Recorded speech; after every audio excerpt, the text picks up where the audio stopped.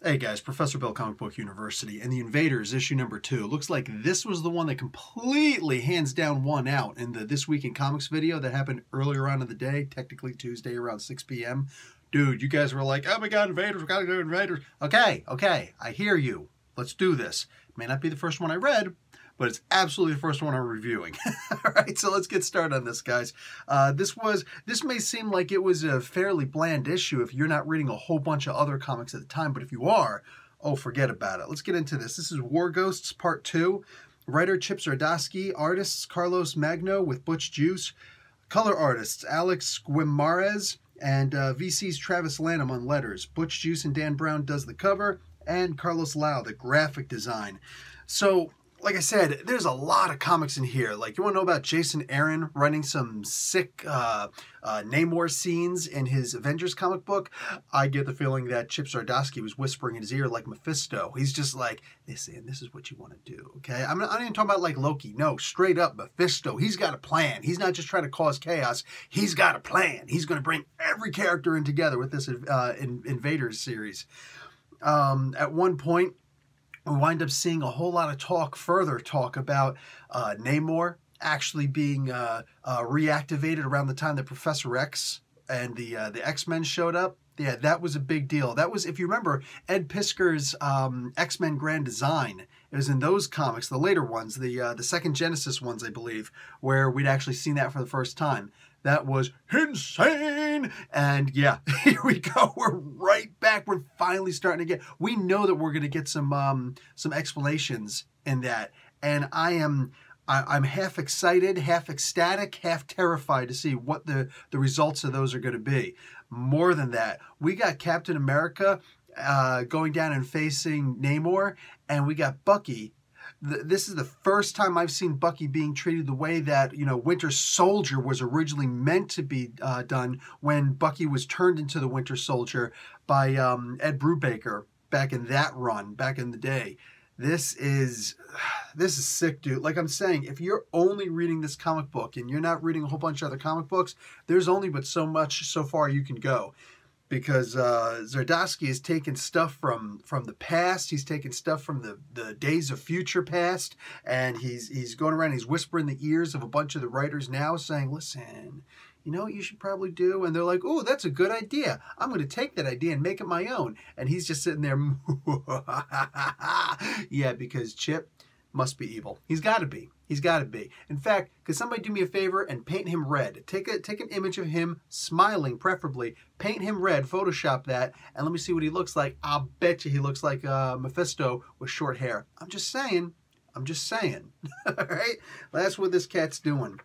But we get the friendship of Cap and Namor being tested big time while Cap's out there up in the front and he's wearing that suit. I don't know if you guys remember back prior to the Streets of Poison. Can't remember what that. It was right after the Capwolf thing. I think it was after Capwolf, before Streets of Poison. Cap was losing the super soldier serum in his blood, and Ant-Man Henry Pym was actually trying to help him to fix it.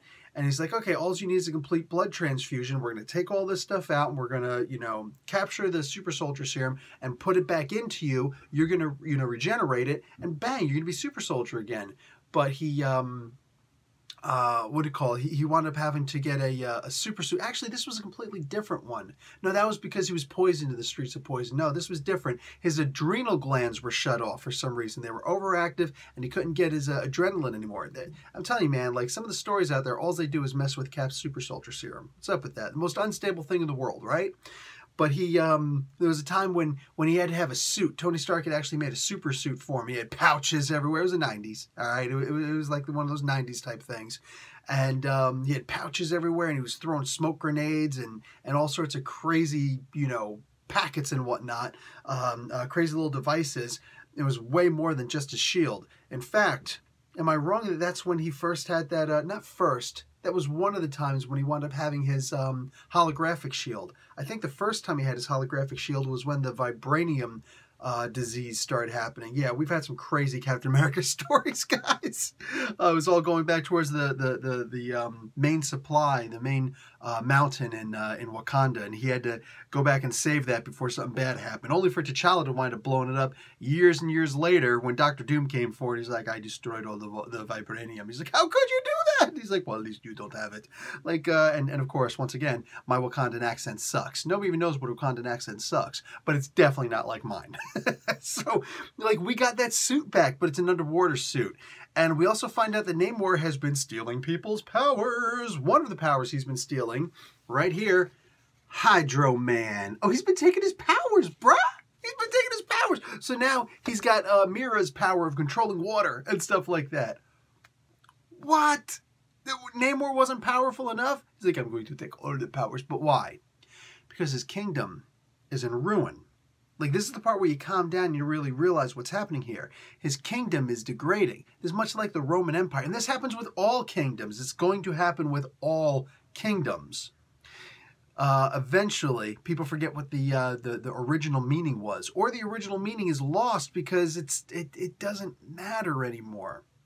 Atlantis is becoming a forgotten relic. And this is great because, unfortunately, we don't have a whole lot of stories with Atlantis being told in the Marvel comic books. You want great Atlantis stories, you go over to the Aquaman comic books. That's facts, people. That's facts, That's where all the greatest Atlantis stories are told. Over in Marvel, they're just like, oh, yeah, one of the most powerful characters we got, we'll put him underwater, and people just be like, he's like a fish, and he's strong, and he comes out of water, and he's weak. Yeah, no, that's not actually the way that Namor works. But how can anybody be blamed for this? Because there's not enough Atlantis stories, not enough Namor stories out right now. The idea of a kingdom in decline and a ruler, a very powerful ruler, doing everything he can to make sure that doesn't happen. I don't care if we go to an area where it winds up going back to its glory days or stays the same or actually winds up declining to the point where Atlantis is forgotten and all the Atlanteans themselves wind up becoming refugees in other parts of the world. This is probably going to wind up being a great story. Because we're finally getting Atlantis story. More than anything else, I get that it's being called the Invaders, but right now this seems to me like it's an Atlantis story, and I love that through and through. It's about damn time, Marvel. Recognize what you got in Mr. Sardosky, and please pay attention. And guys, that's barely halfway through the comic book, man. You see a whole bunch of good stuff in here, and I literally there's nothing but let's see what happens next. The story with the Petersons, that's going to be great. Next issue, we're supposed to have the original Human Torch, the android. Turns out later on he's actually a synthezoid Human Torch, the original body for the Vision. I'm telling you, bro, this is nothing but grandiose. All right, this is like stealth, epic storytelling. There's an amazing story here that's just creeping in. And I think one of the main reasons why everybody's liking this is because they're feeling vibes of that. This is a grand story that probably could be one of those individual epics. It almost should be. But then again, we're tired of those event stories, aren't we? If we can keep it all contained in here, I'm good with it. But this is great storytelling, fantastic art, you name it. This is a good comic book. And yeah, more of this, please. Professor Bill, Comic Book University. Class dismissed.